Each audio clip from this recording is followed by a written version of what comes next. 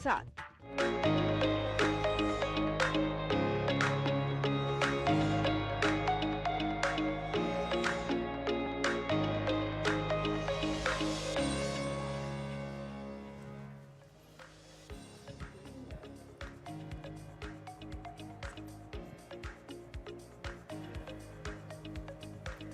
नमस्कार। नई उम्मीदें, नए सपने और एक और नई शुरुआत, क्योंकि हर सुबह लेकर आती है अवसर अपार और हम आपके लिए लेकर आए हैं नया सवेरा, जहां हम बात करेंगे नए भारत की प्रेस रिपोर्ट की, आत्मनिर्भर होते भारत की।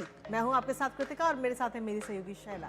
बहुत बहुत सुप्रभात आप सभी को। हम नया सवेरा के जरिए आपको दिखाएंगे कि किस प्रकार से आर्थिक विकास हो रहा है देश में, खेल जगत में क्या कुछ हिट है और कैसे आपकी सेहत फिट रहने वाली है। साथ साथ टेक टॉक करेंगे, वर्ल्ड वॉच, हर वो बात जो कि आपके दिन को बेहद खास बनाने वाली है। तो शुरुआत करते हैं हेडलाइंस के साथ।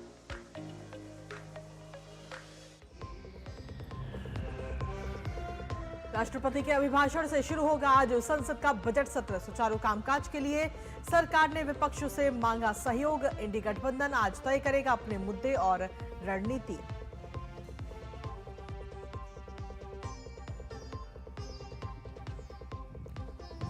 प्रधानमंत्री नरेंद्र मोदी आज नई दिल्ली में एनसीसी पीएम रैली को करेंगे संबोधित। राष्ट्र प्रथम, कर्तव्यनिष्ठ युवा रैली की थी।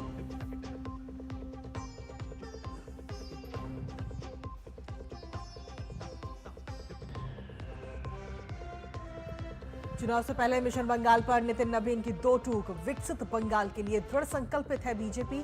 आज पूर्वी बर्धमान में कार्यकर्ताओं को देंगे जीत का मंत्र।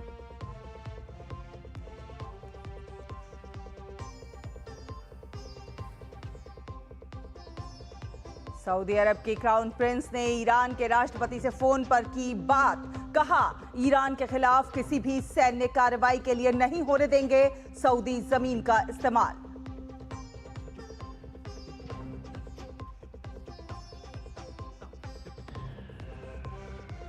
और खेल की खबरों में भारत और न्यूजीलैंड के बीच चौथा T20 मैच विशाखापत्तनम में। आज 5 मैच की सीरीज में भारत की 3-0 से अजय बढ़त।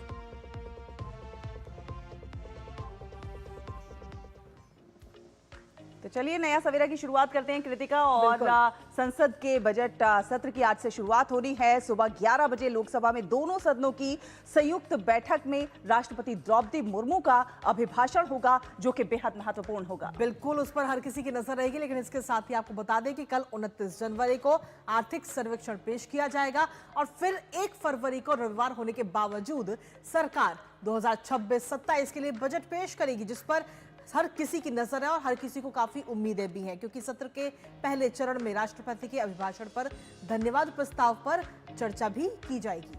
और आपको बता दें कि इसके लिए लोकसभा में चर्चा के लिए 3 दिन तय हैं और उसके बाद आम बजट पर चर्चा होगी। सत्र का पहला चरण जो है वो 13 फरवरी तक चलेगा, जबकि 9 मार्च से 2 अप्रैल तक दूसरे चरण में बजट पारित कराने के साथ ही अन्य जो विधायी कामकाज हैं उन पर जोर रहेगा। कुल मिलाकर देखा जाए तो इस दौरान 30 बैठकें होनी हैं। तो बिल्कुल आज राष्ट्रपति का अभिभाषण, जिस पर हर किसी की नजर है, और देखना होगा कि राष्ट्रपति अपने अभिभाषण में किन किन मुद्दों का जिक्र करती है। इसके साथ ही जो आने वाला कल है तब आर्थिक सर्वेक्षण भी पेश किया जाएगा और उसके बाद 1 तारीख को जब बजट पेश होगा, जिससे हर वर्ग के लोगों को उम्मीदें हैं, युवाओं की अपनी उम्मीदें हैं, किसानों को काफ़ी उम्मीदें हैं, महिलाओं को भी उम्मीदें हैं। तो हर वर्ग के लोगों को काफ़ी उम्मीदें हैं जब 1 तारीख को बजट पेश किया जाएगा और देखना होगा कि सरकार इस बार के बजट में क्या कुछ खास लेकर आती है। शैला, बिल्कुल, और सरकार को पूरी उम्मीद है कि विपक्ष की ओर से भी तय कामकाज को सुचारू ढंग से चलाने में पूरी तौर पे मदद मिलेगी। लेकिन देखा ये जा रहा है, लग ऐसा रहा है कि सत्र हंगामेदार हो सकता है।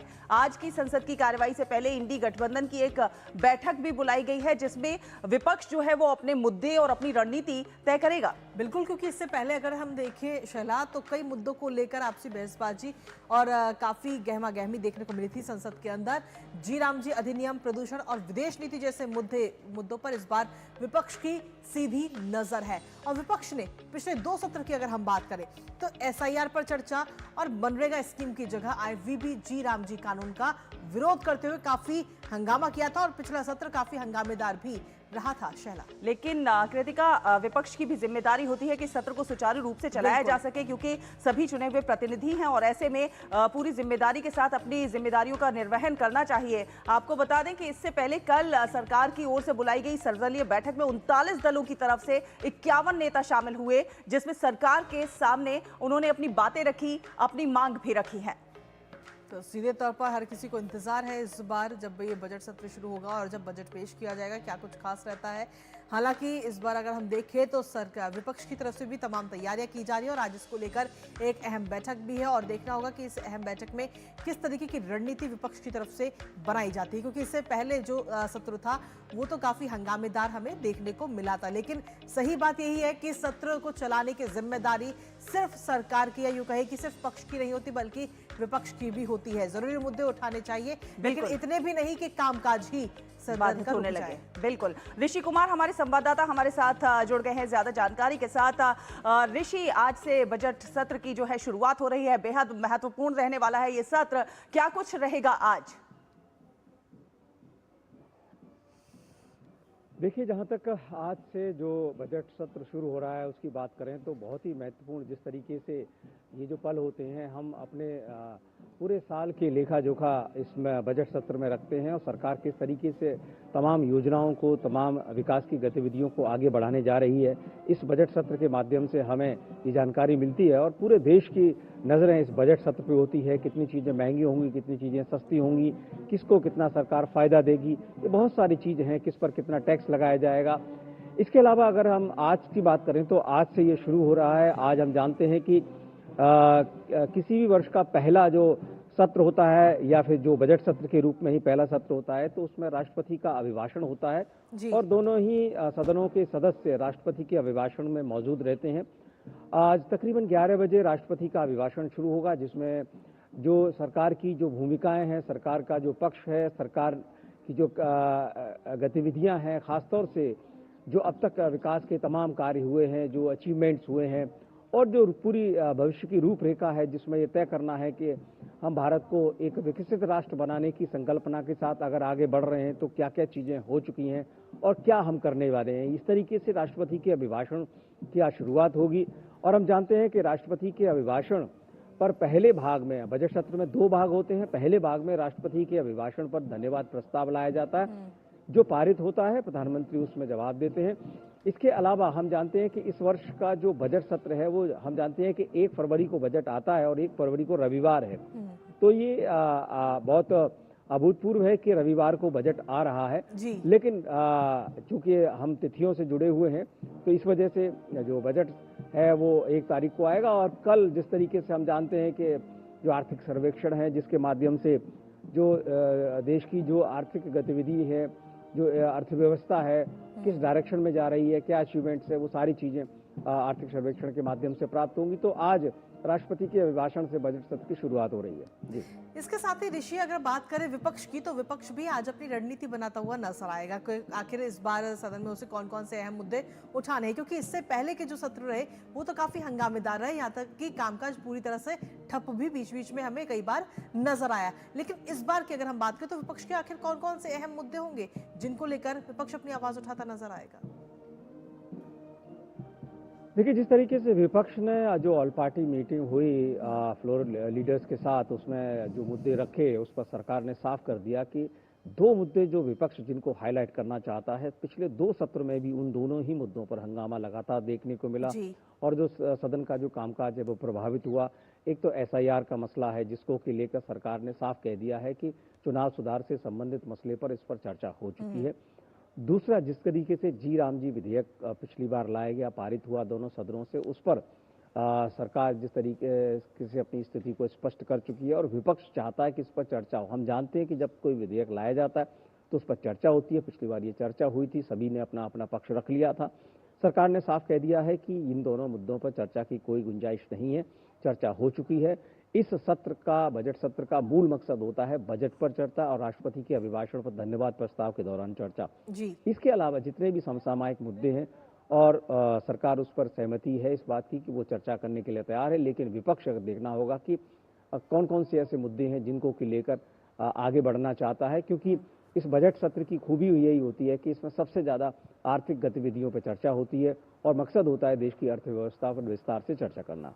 जी, लेकिन ऋषि, बीते अगर हम कुछ सत्रों की बात करें तो जिस तरह से विपक्ष की रणनीति रही है, रणनीति कहें या कामकाज में बाधा डालने की नीति कहें, वो उसी पर काम करता हुआ नजर आया है। मुद्दों को उठाना कहीं ना कहीं नजर नहीं आता है, मुद्दे गौण हो जाते हैं और कामकाज में बाधा डालना वो प्राथमिकता हो जाती है। क्या इस बार भी विपक्ष की कुछ ऐसी ही रणनीति नजर आ रही है?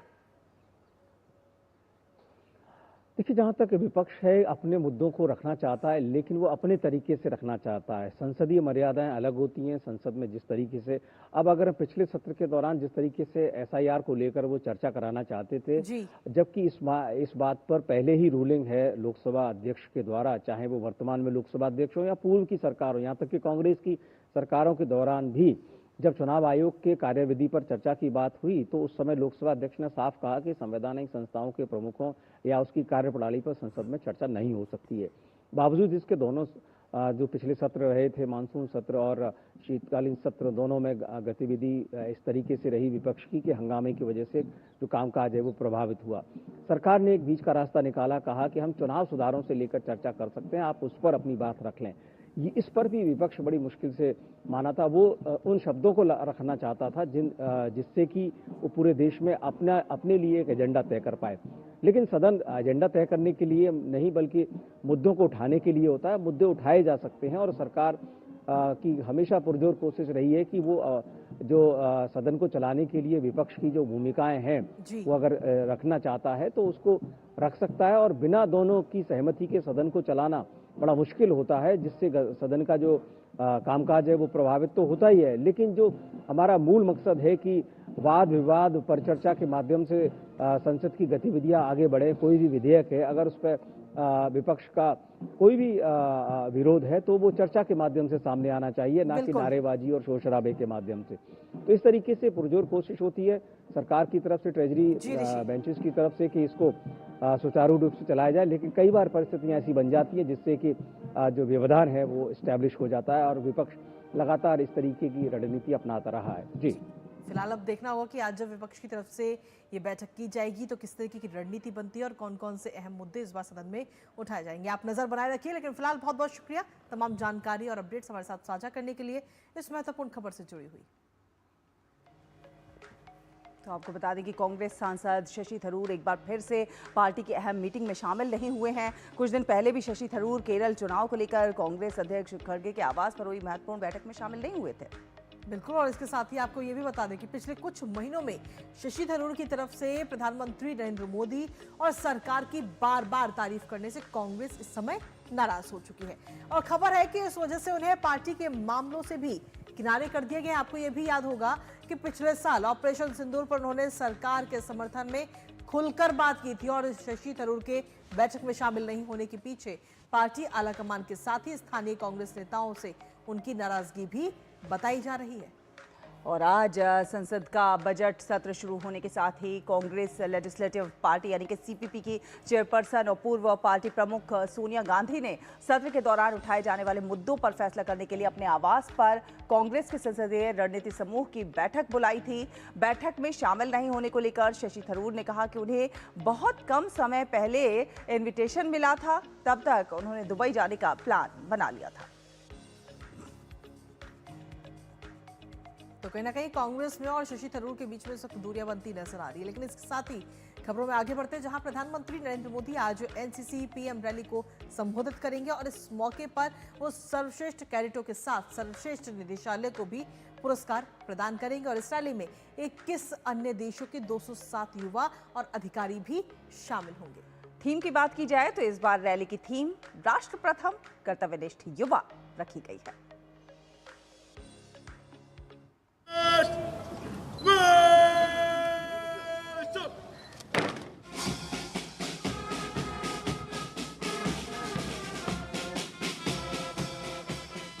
प्रधानमंत्री नरेंद्र मोदी दिल्ली के करियप्पा परेड ग्राउंड में वार्षिक एनसीसी पीएम रैली को संबोधित करेंगे। इस साल रैली का विषय राष्ट्र प्रथम कर्तव्यनिष्ठ युवा है, जो भारत के युवाओं में कर्तव्य, अनुशासन और राष्ट्रीय प्रतिबद्धता की भावना को दर्शाता है। गौरतलब है कि इस गणतंत्र दिवस शिविर में देश भर से 898 छात्राओं समेत कुल 2406 एनसीसी कैडेटों ने हिस्सा लिया। जो समापन होता है वो प्राइम मिनिस्टर रैली के साथ होता है। इस बार प्राइम मिनिस्टर रैली 28 जनवरी को होगी। आमतौर पर 27 जनवरी को होती है, इस बार 28 को है। 2 cycling expeditions continuing, one is continuing from Mumbai to Delhi, right?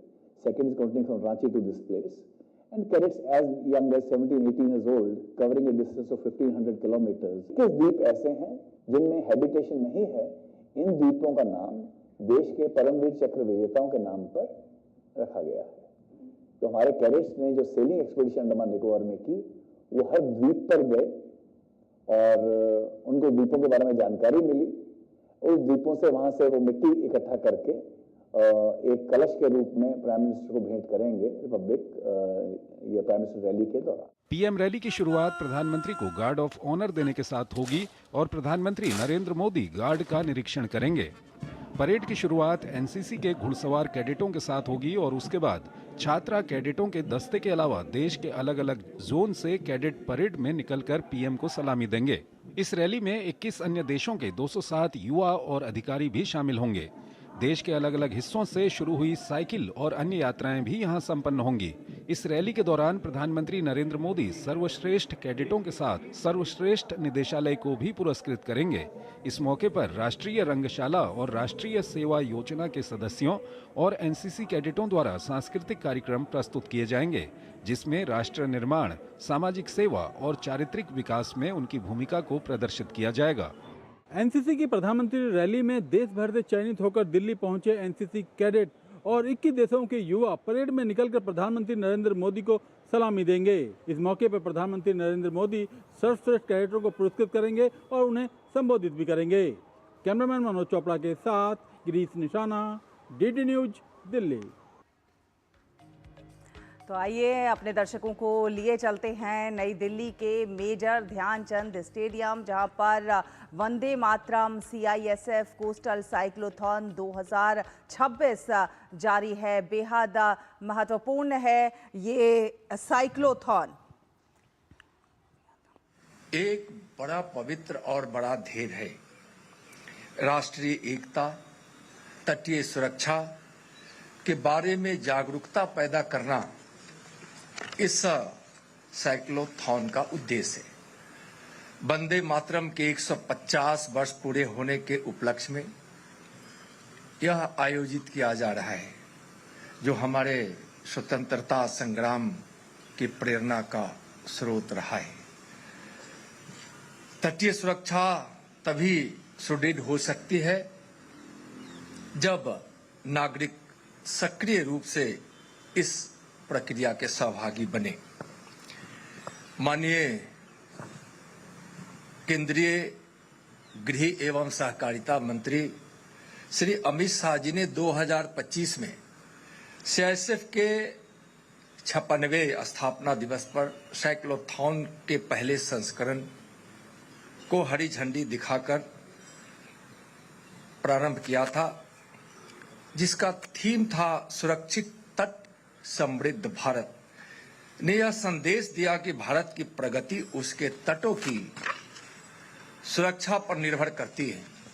125 cycle चालकों के द्वारा 6500 किलोमीटर की दूरी तय की गई और यह लगभग 6500 किलोमीटर की जो दूरी तय की गई, यह भारत की आत्मा जो गांव में बसती है उससे गुजरते हुए वहां के लोगों की सहभागिता लेते हुए विभिन्न प्रकार के जागरूकता पैदा करने में जो सफलता CISF ने हासिल की थी, उसके लिए मैं CISF को बधाई देता हूं।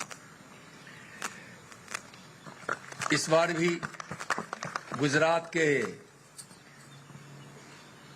लखपत और बकखाली पश्चिम बंगाल से यह प्रारंभ होगा।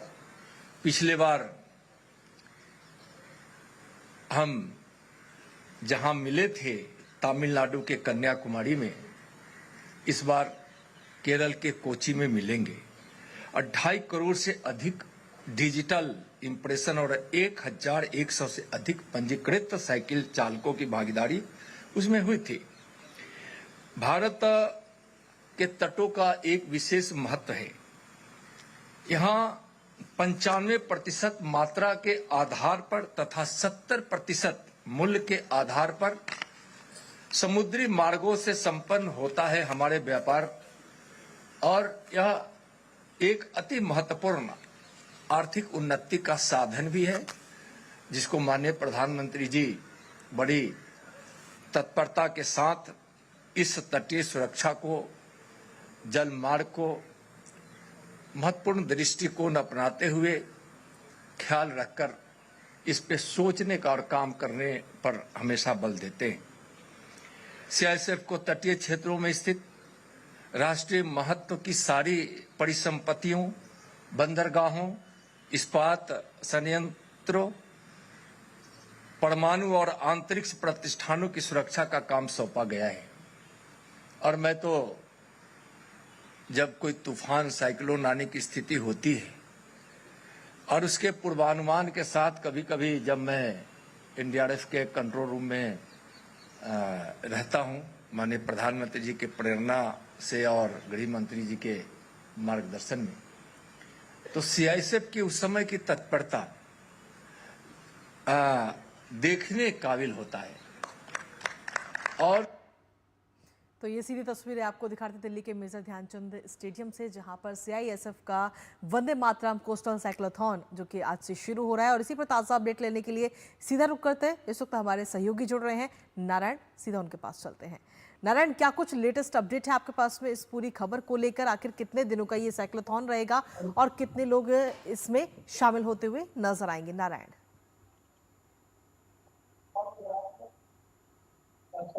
देखिए कि मेगा इवेंट है, जिस तरह से सीआईएसएफ का जो एक इनिशिएटिव है, ये आज भारत के 2 तटों से, एक पश्चिम तट से और एक पूर्वी तट से साइक्लिस्ट जो सीआईएसएफ के पर्सनल हैं, उनकी 2 टीमें भारत के दोनों तटों से एक ही साथ इस 25 दिन के मेगा साइक्लोथॉन के लिए निकलेंगी। और जो हमारे minister of state, home ministers हैं, वो इसको फ्लैग ऑफ करेंगे थोड़ी देर बाद यहाँ से वर्चुअली मेजर ध्यानचंद स्टेडियम से।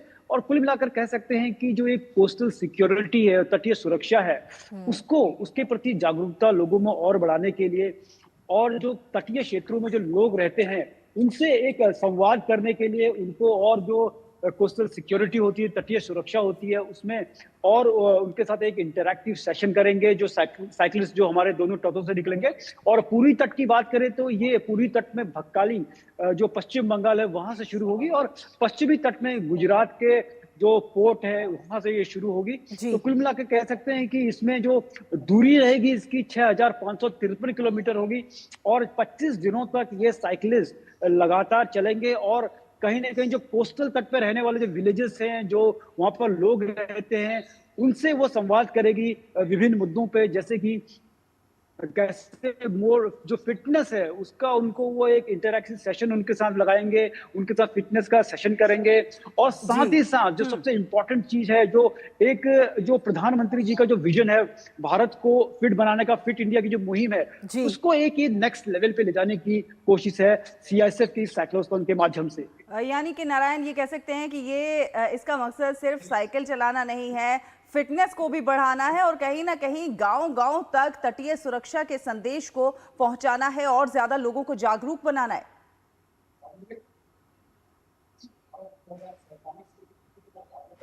जी बिल्कुल, जो साइक्लोथॉन होगी उस भी जो ओवरनाइट स्टे रहेगा उसमें, तो वो जो हमारे जो साइक्लिस्ट हैं सीआईएसएफ के, वो उन गांव वालों से और जो अलग स्टेक होल्डर्स होंगे, जो लोकल स्टेक होल्डर होंगे, उनके साथ मिलकर उनके साथ संवाद करेंगे। और कहीं ना कहीं जो एक जो हम कह सकते हैं, हम एक बात करते हैं एक यूनाइटेड भारत की, तो उस संदेश को भी ये आगे ले जाएंगे साइकिलिंग के माध्यम से, और एक समावेशिता का सिद्धांत है जो उसको भी आगे बढ़ाएंगे, क्योंकि जो इसमें 130 साइकिलिस्ट हिस्सा ले रहे हैं, इसमें से जो 65 साइकिलिस्ट हैं वो महिला साइकिलिस्ट है, और इनकी कम से कम 1 महीने तक पूरी ट्रेनिंग हुई है न्यूट्रिशन को लेके, फिटनेस को लेके, और जो कुछ इन्होंने 1 महीने के अंदर जो ट्रेनिंग की है उस ट्रेनिंग को ये दिखाएंगे कि जो फिटनेस होती है साइकिलिंग के माध्यम से उसको कैसे आगे ले जाया जाए। और जो प्रधानमंत्री हर मंच से फिट इंडिया की बात करते हैं, वो ओबेसिटी की बात करते हैं, लोगों को बताते हैं कि किस तरह से आप अपने जो खाने का तेल है उसको कटौती करें, क्योंकि फिट रहना आज के डेट में एक चैलेंज रह चुका है। और कहीं ना कहीं इसको हम एक फिटनेस रेवोल्यूशन कह सकते हैं, क्योंकि जो भारत है, जिस तरह से फिट इंडिया मूवमेंट है, संडे ऑन साइकिल्स है, और उसी को एक अगले स्तर पे ले जाने की कोशिश की जा रही है भारत सरकार द्वारा, और CISF इसमें सबसे आगे नजर आ रही है। क्योंकि अगर पोर्ट्स की बात करें, बंदरगाहों की बात करें, तो ये पश्चिमी तट की बात करें तो जो भारत का जो 93% ट्रेड है उन्हीं पश्चिम और पूर्वी तट के जो बंदरगाह है उन्हीं से होता है, और 250 बंदरगाह हैं, जिसमें से कि 72 जो पोर्ट वो एग्जिम पोर्ट्स हैं। तो जो इनमें से जो 12 इंपोर्टेंट पोर्ट्स हैं, जो बंदरगाह हैं, उनकी जो सुरक्षा का जो जिम्मा है वो CISF के जिम्मे रहता है। तो CISF कुल मिलाकर खाली एक यहाँ पर सुरक्षा का काम न करके एक फिटनेस का मंत्र भी दे रही है, और कैसे जो कोस्टल सिक्योरिटी है, जो तटीय सुरक्षा है, उसको और कैसे आगे बढ़ाया जाए, ये भी संदेश ये यहाँ पर देना चाहती है। चलिए, बहुत बहुत शुक्रिया नारायण, तमाम जानकारी और अपडेट्स हमारे साथ साझा करने के लिए इस महत्वपूर्ण खबर से जुड़ी हुई। रुकेंगे फिलहाल एक छोटे से ब्रेक के लिए, जल्द हाजिर होंगे। आप देखते रहिए नया सवेरा।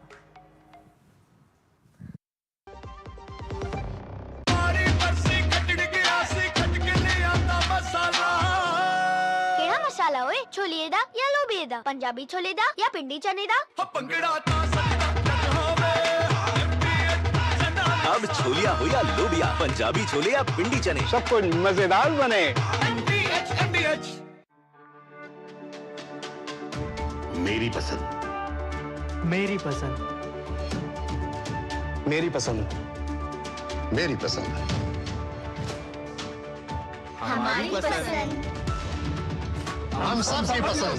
मजबूत देश का मजबूत सरिया, हो गया स्टील। टिंग टिंग, अम्मा मैसेज।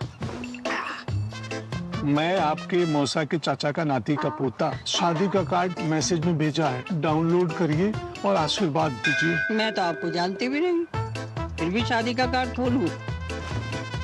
मैं मूर्ख नहीं हूँ। क्या बात है अम्मा। UPI कहता है अगर कोई अनजान नंबर से फाइल या लिंक भेजे तो क्लिक मत करो और कहो मैं मूर्ख नहीं।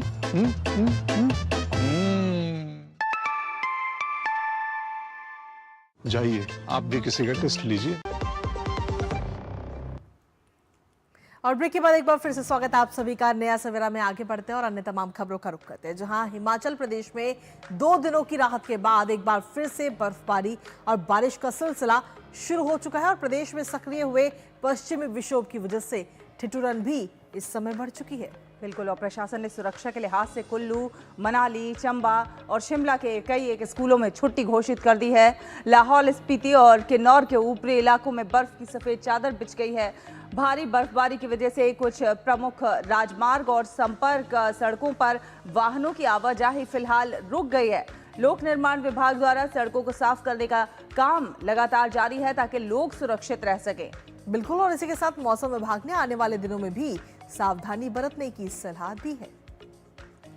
बिल्कुल, हिमाचल में बर्फबारी, तापमान गिरा है, ठिठुरन बढ़ गई है। 2 दिन बाद फिर से बर्फबारी और बारिश शुरू हो गई है। सक्रिय हुए विक्षोभ से ठिठुरन जो है वो बढ़ती हुई नजर आ रही है। और इसी पर ताज़ा अपडेट ले लेते हैं। इस वक्त हमारे साथ में शिमला से हमारी सहयोगी प्रियंका गौतम जुड़ रही हैं, सीधा उनका रुख करेंगे। प्रियंका, सीधे तौर पर दोबारा से ये बर्फबारी से जहां पर्यटकों के चेहरे खिले हैं, लेकिन वहीं जाम की वजह से समस्या भी इस वक्त ज्यादा बनती हुई नजर आ रही है। किस तरीके के हालात इस समय शिमला में?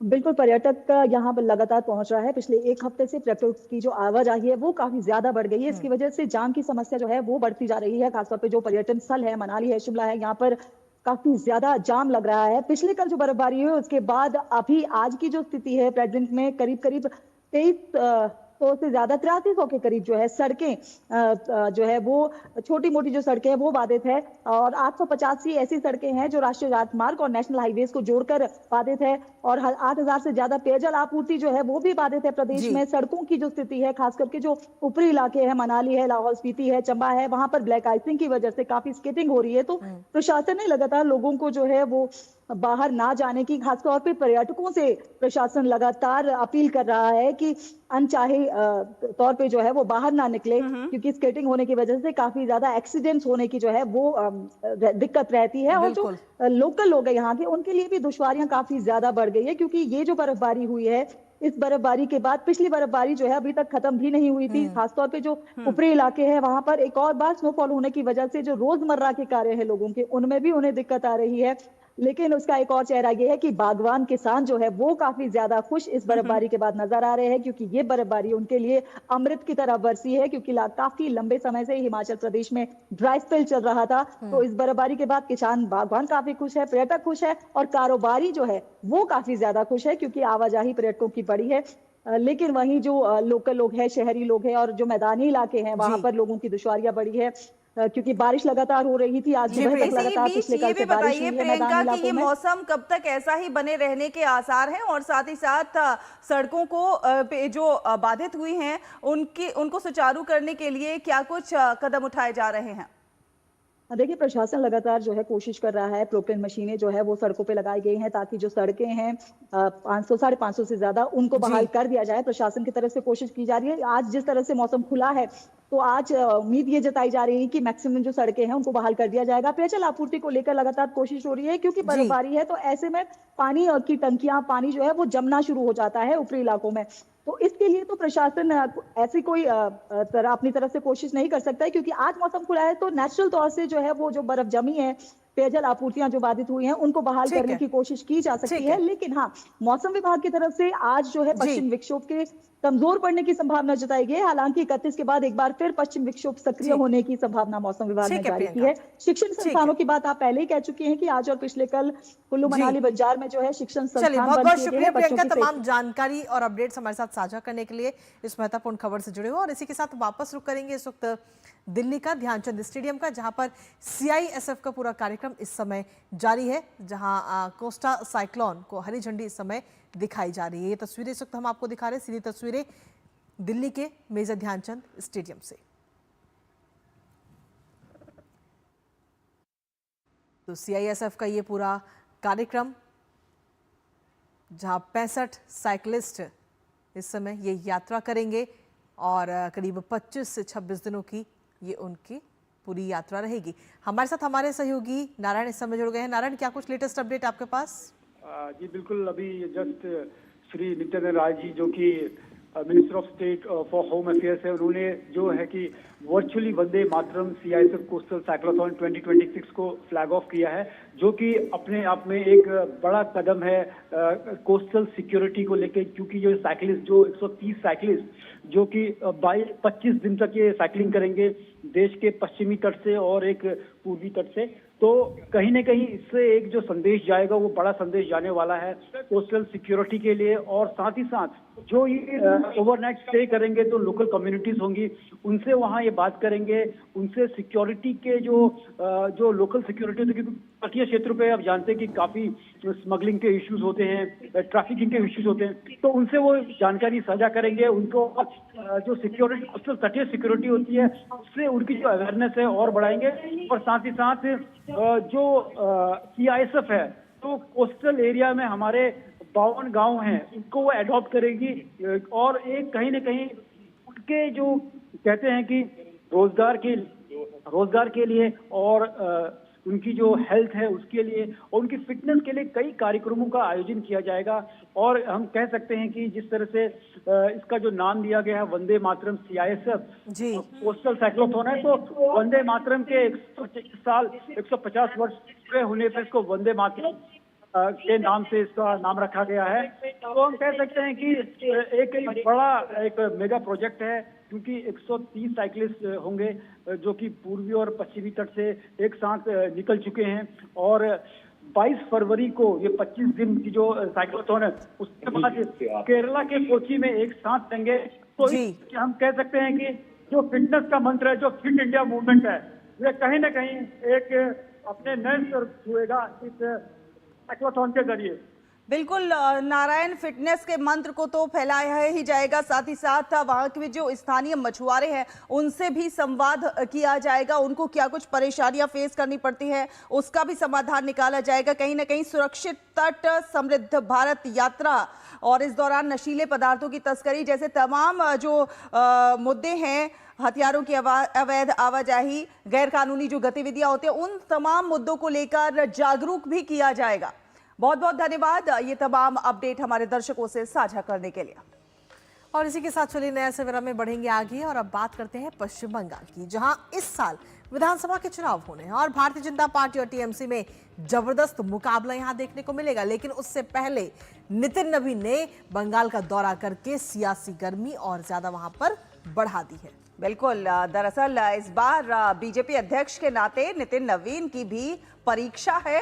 हाल ही में पार्टी का अध्यक्ष पद संभाला है और पद संभालने के बाद उन्होंने अपने पहले चुनावी दौरे के रूप में पश्चिम बंगाल को ही चुना है। फिलहाल वो 2 दिन के दौरे पर है और आज उनके दौरे का आखिरी दिन है। आज वो वर्धमान और आसनसोल में भाजपा के कार्यकर्ताओं से बातचीत करेंगे और इससे पहले कल नितिन नवीन ने कमल मेला के उद्घाटन के दौरान कहा कि विकसित भारत के लिए बंगाल का भी विकास बहुत जरूरी है। और इसके साथ ही आपको बता दें कि प्रधानमंत्री नरेंद्र मोदी लगातार बंगाल के विकास के लिए प्रयासरत हैं और भाजपा राज्य के समग्र विकास के लिए प्रतिबद्ध है। ये तमाम बात उनकी तरफ से, नितिन नवीन की तरफ से कही गई है। तो पश्चिम बंगाल में इस वक्त सियासी पारा इस समय चढ़ा हुआ है। भारतीय जनता पार्टी के कार्यकर्ताओं को आज मंत्र देते हुए नितिन नवीन नजर आएंगे। आज बंगाल कैसे आगे बढ़े इसकी चिंता माननीय प्रधानमंत्री श्री नरेंद्र मोदी जी हमेशा करते हैं।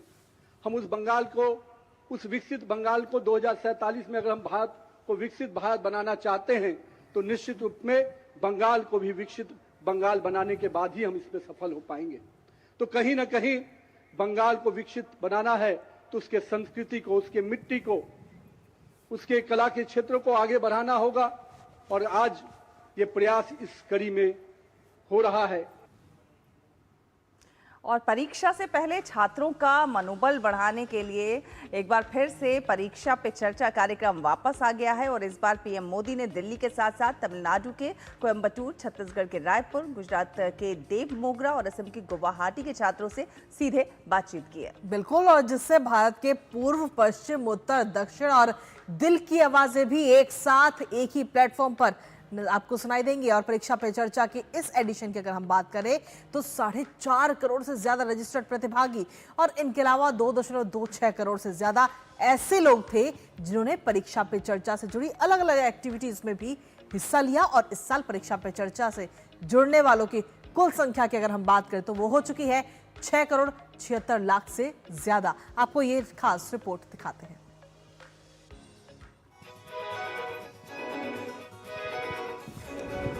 इस बार परीक्षा पे चर्चा का होगा एक नया रूप, कुछ नई जगहें और एक नया सफर, बच्चों तक पहुंचने का, उनकी कहानियों से जुड़ने का। ये हमने ऐसा अपने सपने में भी नहीं सोचा था कि नरेंद्र मोदी जी खुद हमसे मिलेंगे। कुछ खिलाया बुलाया कि नहीं? Yes sir. तो मेरे लिए कुछ लाए हैं? हर बार की तरह होंगे ढेरों सवाल from the young bright minds of India. रोजाना कौन सी एक छोटी सी हैबिट अपनानी चाहिए जिससे हम अपने सपने के नजदीक पहुंचते जाएं? हमें मोटिवेशन की जरूरत है या अनुशासन की? आत्मविश्वास बढ़ाने के लिए आप हमें क्या सलाह देना चाहेंगे? आपने अपने तनाव को कैसे हैंडल किया? जिनके मिलेंगे सारे जवाब। परीक्षा के लिए सबसे अच्छी चीज होती है लिखने की आदत डालें। आप मान के चलिए आपने जो पढ़ा है वो कहीं न कहीं तो स्टोरेज है ही है। आप अपनी जो पैटर्न है उस पर पूरा भरोसा करो। देखिए हर एक को हर चीज नहीं आता, देखिए हर एक को कुछ न कुछ तो आता ही। हमने उनका वेलकम किया, फिर उनके साथ बातचीत की तो पता ही नहीं चला कि टाइम कहाँ चला गया। परीक्षा पे चर्चा में बच्चे सिर्फ जवाब नहीं, भविष्य का भरोसा साथ ले जाते हैं। वो बहुत अटेंटिव थे। आपके लिए चाय। तो मुझे चाय बनानी होगी। ये आपकी हैंड राइटिंग है? Yes sir. अरे वाह। सारी दुनिया तेरे पीछे मुश्किलों से लड़ता चल, बढ़ता चल, तू बढ़ता चल। तो तैयार हो जाएं, आ रहा है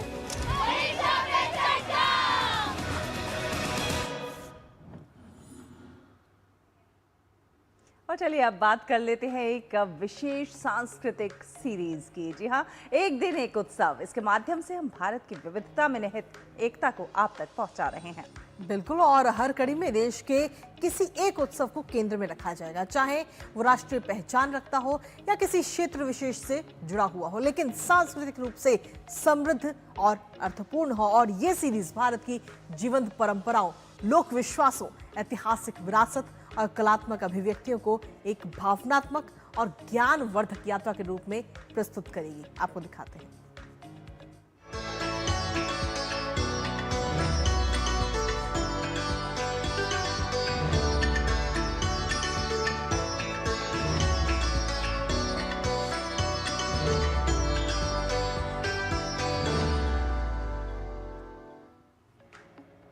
तो सर्दियों की विदाई, फसलों की कटाई के बाद झारखंड के ग्रामीण इलाकों में इन दिनों एक अलग ही गूंज सुनाई दे रही है, और ये गूंज है लोक संस्कृति के अनूठे पर्व टुसू की।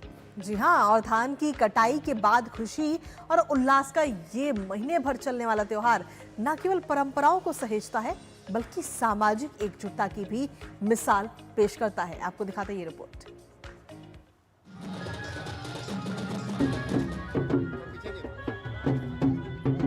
झारखंड की माटी अपनी संस्कृति और पर्व त्योहारों के लिए पूरी दुनिया में जानी जाती है। पौष महीने की कड़कड़ाती ठंड में जब धान की फसल घर आती है, तब शुरू होता है टुसू पर्व का उत्साह, जो सर्दियों की विदाई तक कायम रहता है। इस पर्व के दौरान जगह जगह मेले भी लगते हैं और सामूहिक रूप से टुसू का जश्न मनाया जाता है।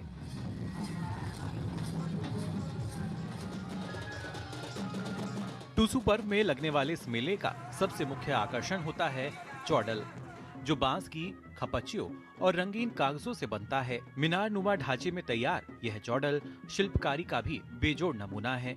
गांव-गांव से लोग ढोल नगाड़े की थाप पर नाचते गाते इन चौडलों को लेकर मेले में पहुंचते हैं, जहां इनके बीच प्रतियोगिता भी होती है।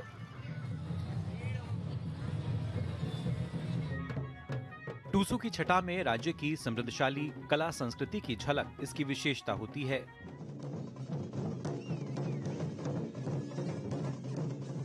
लोहनगरी जमशेदपुर में भी चौडल देखने और इसके गवाह बनने हजारों लोग जमा हुए। आधुनिकता के इस दौर में जहां कई परंपराएं दम तोड़ रही हैं, वहीं टुसू पर्व आज भी लोगों के लिए अपनी जड़ों से जुड़ने का माध्यम बना हुआ है। Bureau report, DD news.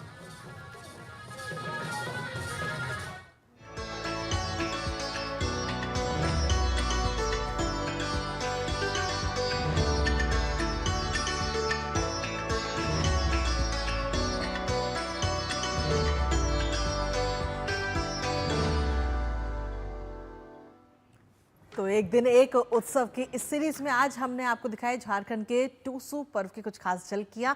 और अब नया सवेरा में रुकते हैं एक छोटे से ब्रेक के लिए। आप बने रहिए हमारे साथ और देखते रहिए डीडी न्यूज। सब तो आ गए, रो क्यों रही है? सब तो आ गए, लेकिन स्वाद नहीं आया। अब आया असली स्वाद। हाँ, अब आया स्वाद। जब स्वाद के बड़े हों लाले, तो MDH का चंकी चाट मसाला डालें। MDH का चंकी चाट मसाला। MDH। जब धरती चीर कर निकलता है लोहे का पत्थर और मिलता है मोंगिया के जोश से, फिर तपता है, पिघलता है और बनता है फौलाद। अब होता है सरिया सारी खूबियों के साथ। मोंगिया स्टील, मजबूत देश का मजबूत सरिया। टिंग टिंग, अम्मा मैसेज। मैं आपके मौसा के चाचा का नाती का पोता, शादी का कार्ड मैसेज में भेजा है, डाउनलोड करिए और आशीर्वाद दीजिए। मैं तो आपको जानती भी नहीं। फिर भी शादी का कार्ड खोलूं? मैं मूर्ख नहीं हूँ। क्या बात है अम्मा। यूपीआई कहता है अगर कोई अनजान नंबर से फाइल या लिंक भेजे तो क्लिक मत करो और कहो मैं मूर्ख नहीं।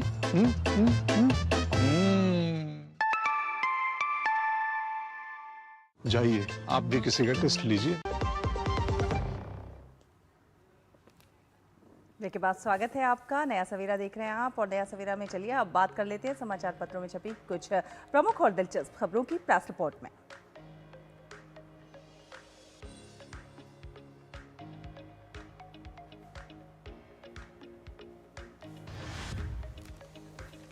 तो सबसे पहले खबर एक अच्छी खबर ही है। दिल्ली में कारोबार के लिए अब बिना गारंटी आप 10 करोड़ तक का ऋण ले सकते हैं। जी हां, शुरुआत में 1 लाख लोगों को लाभ पहुंचाने का लक्ष्य रखा गया है। दिल्ली में कारोबार करने के लिए अब ये जो है सुविधा उपलब्ध होगी। इसके लिए दिल्ली सरकार ने सूक्ष्म और लघु उद्यमों के लिए क्रेडिट गारंटी फंड ट्रस्ट के जरिए इसके साथ जो है समझौता किया है।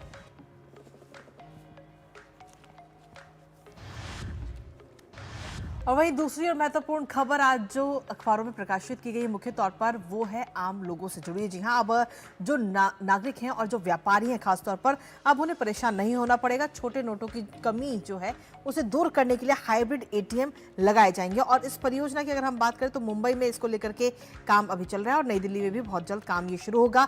इससे कहीं ना कहीं जो छोटे व्यापारी हैं उनकी परेशानी दूर होगी। खासतौर पर जो छोटे लोग हैं जो ऑनलाइन सुविधा नहीं अभी अपना रहे हैं उनको कैश लेन देन में आसानी होगी। साथ ही आंकड़ों की अगर हम बात करें तो इस समय चलन में 500 रुपए के नोट मुद्रा की कुल संख्या की अगर हम बात करें तो वो है 41% के करीब और कुल मूल्य का लगभग 86% हिस्सा रखते हैं।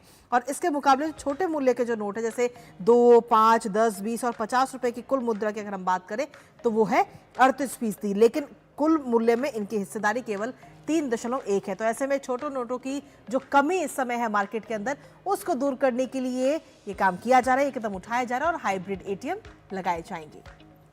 और अब खबर है एक ऐसे स्कूल की जो कि मिसाल बन गया है। जी हां, खंडहर से लेकर इसने वर्ल्ड बेस्ट स्कूल तक का सफर जो है वो तय किया है। पुणे के पास जालंधर नगर का सरकारी स्कूल है और ये वर्ल्ड बेस्ट स्कूल की श्रेणी में आता है। यहाँ ना पुरानी दीवारें हैं ना ब्लैक बोर्ड है, बल्कि कांच की दीवारों के बीच बच्चे जो है वो खुले आसमान में पढ़ाई कर रहे हैं। यकीन करना मुश्किल है, लेकिन 3 साल पहले ये जिला परिषद स्कूल एक खंडहर था जहाँ टपकती छत थी और उसके नीचे सिर्फ 3 बच्चे थे। लेकिन आज नज़ारा कुछ और है। नज़ारा बेहद खूबसूरत है जो कि अंतर्राष्ट्रीय पटल पर अपनी पहचान दर्ज करा रहा है।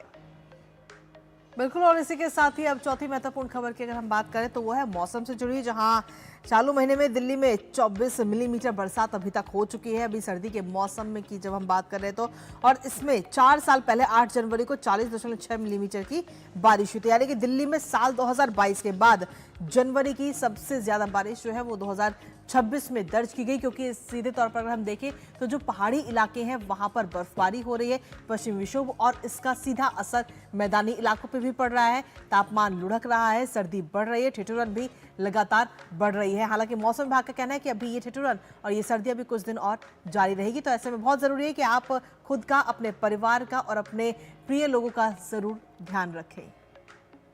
तो ये थी आज की प्रमुख खबरें जिन्हें अखबारों में मुख्य तौर पर प्रकाशित किया गया। और इसी के साथ अब नया सवेरा में आगे बढ़ लेते हैं। भारत कृषि और डेयरी सेक्टर के प्रति बेहद संवेदनशील है। ईयू के साथ हुए एफटीए में भी इसके स्पष्ट संकेत नजर आते हैं। बिल्कुल, भारत और ईयू दोनों ने ही इस समझौते में इन क्षेत्रों से जुड़े भारत के हितों का पूरा ध्यान रखा है। भारत ने अपने संवेदनशील कृषि उत्पादों जैसे डेयरी, पोल्ट्री और कुछ फल और सब्जियों के लिए सीमाएं तय कर रखी हैं। भारत के कृषि उत्पादों को लेकर भारत का रुख बहुत स्पष्ट रहा है। भारत ईयू के बीच हुए समझौतों को जब अमेरिका के साथ प्रस्तावित समझौते को रखकर देखा जाता है तो ये पूरी तरह अलग नजर आता है। असल में अमेरिका जहां इस तरह के समझौते के तहत भारत पर अपना कृषि बाजार अमेरिकी कंपनियों के लिए खोलने पर जोर दे रहा है, वहीं इस समझौते में दोनों ही क्षेत्रों के किसानों के हितों को सुरक्षित रखा गया। एफटीए के माध्यम से इस क्षेत्र में आने वाले बदलाव आने वाले समय में सकारात्मक परिणाम देने वाले होंगे। भारत EU FTA के तहत भारत के कृषि और प्रोसेस्ड फूड सेक्टर में बड़ा बदलाव आने वाला है, जिससे भारतीय किसानों और कृषि उद्यमों के लिए कई नए अवसर पैदा होंगे। चाय, कॉफी, मसाले, ताज़ा फल, सब्जियां, प्रोसेस्ड फूड जैसी मुख्य चीजों की जो प्रतिस्पर्धा है वो बढ़ेगी। इससे ग्रामीण आजीविका मजबूत होगी, समावेशी विकास को बढ़ावा मिलेगा और एक भरोसेमंद ग्लोबल सप्लायर के तौर पर भारत की स्थिति और मजबूत होगी। भारत ने डेयरी, अनाज, पोल्ट्री, सोयाबीन, कुछ फलों और सब्जियों सहित संवेदनशील सेक्टर्स की समझदारी से रक्षा की है। इससे निर्यात में बढ़ोतरी और घरेलू प्राथमिकताओं के बीच संतुलन बना रहेगा। ये समझौता भारत को ग्लोबल ट्रेड में ज्यादा भरोसेमंद और प्रेडिक्टेबल पार्टनर के रूप में स्थापित करेगा। किसानों के लिए इसका मतलब है बिना सस्ती विदेशी फसल की मार झेले हुए नए निर्यात के अवसर, यानी किसानों की आय और संपन्न तौर पर बढ़ेगी। वहीं इंडस्ट्री के लिए मतलब है कम लागत, ज्यादा निवेश और बेहतर टेक्नोलॉजी एक्सेस। इसी संतुलन की वजह से ये महज एक ट्रेड एग्रीमेंट नहीं बल्कि किसानों और भारत के भविष्य की सुरक्षा है। और चलिए अब देख लेते हैं दुनिया भर की कुछ खास और अहम खबरें। और कुछ खास और अहम खबरों में सबसे पहले बात सऊदी अरब की करेंगे, जहां सऊदी अरब ने अमेरिका को झटका दे दिया है। सऊदी अरब अमेरिका को ईरान के खिलाफ अपना एयर स्पेस का उपयोग नहीं करने देगा और इस संबंध में सऊदी के क्राउन प्रिंस मोहम्मद बिन सलमान ने फोन पर ईरानी राष्ट्रपति मसूद पेजेश्कियान से बात भी की है और भरोसा दिलाया है कि उसके खिलाफ कोई सैन्य कार्रवाई सऊदी भूमि या हवाई क्षेत्रों से नहीं होगी। दोनों देशों ने संवाद से मतभेद सुलझाने पर भी सहमति जताई है। आपको बता दें कि यूएई का भी यही रुख रहा है। क्षेत्र में युद्ध की आशंका के बीच कूटनीति को प्राथमिकता दी गई है। तो ईरान को सऊदी अरब का साथ मिला है और इसके बाद अब दुनिया भर की कुछ और खबरें देख लेते हैं अराउंड द वर्ल्ड। और अराउंड द वर्ल्ड में सबसे पहले बात अमेरिका की, जहां अमेरिका के मिनीसोटा में की फेडरल अदालत ने इमिग्रेशन एंड कस्टम्स एनफोर्समेंट के खिलाफ सख्त रुख अपनाया है। चीफ जज पैट्रिक शिल्ड्स ने इमिग्रेशन एंड कस्टम्स एनफोर्समेंट के कार्यवाहक निदेशक टॉड लॉयंस को शुक्रवार को कोर्ट में व्यक्तिगत रूप से पेश होने का आदेश दिया।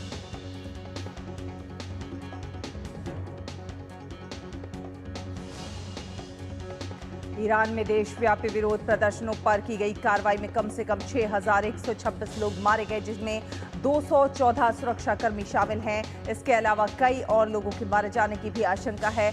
अमेरिका स्थित human rights activist news agency ने ये आंकड़े जारी किए।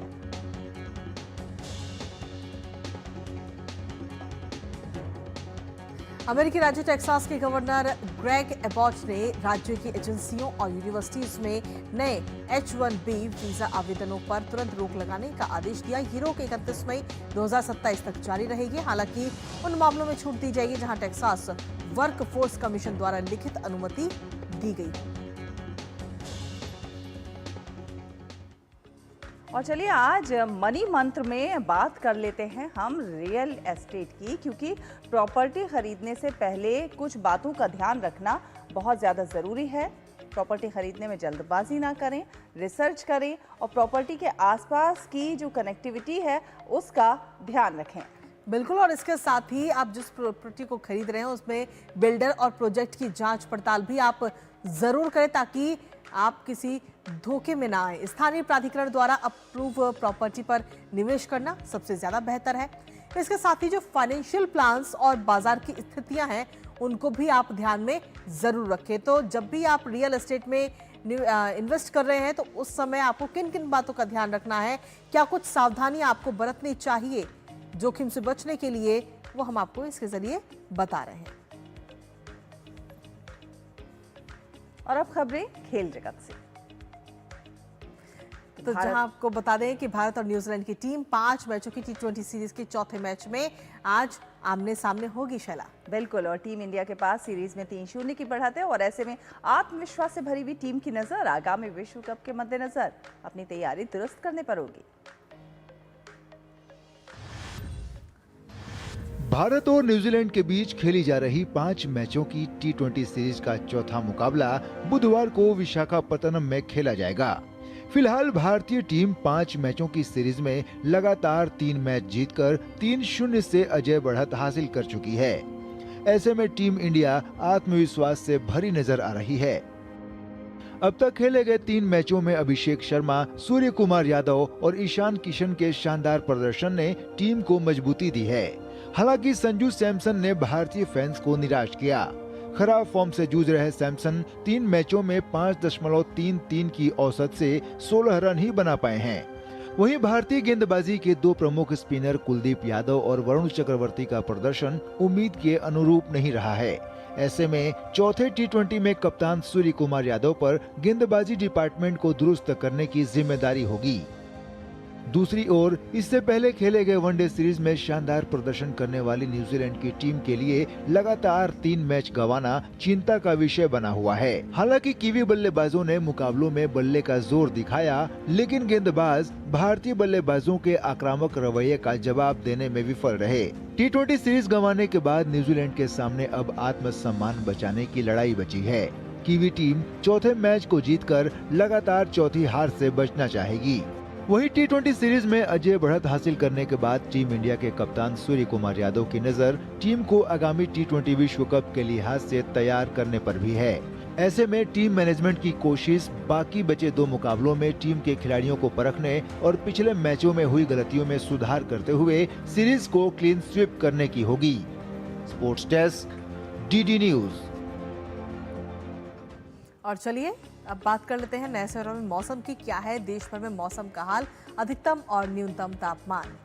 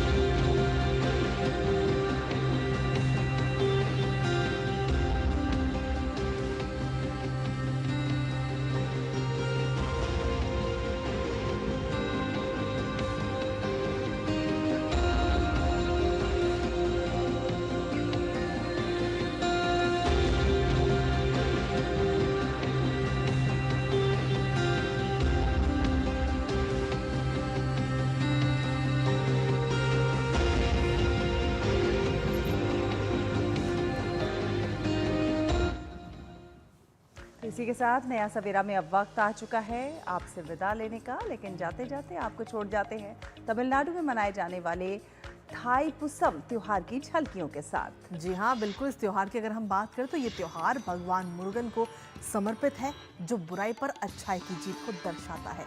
आप लीजिए इस बेहद ही खूबसूरत तस्वीर का आनंद और इसी के साथ मुझे, मेरी सहेली शैला और हमारी पूरी टीम को दीजिए अनुमति।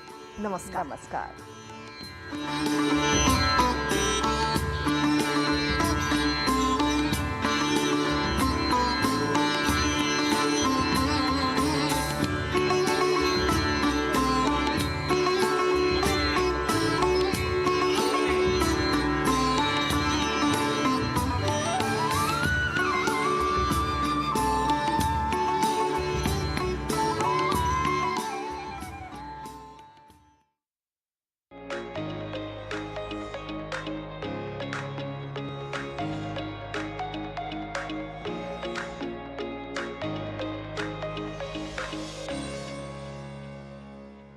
सवेरा के प्रायोजक थे LIC, हर पल आपके साथ।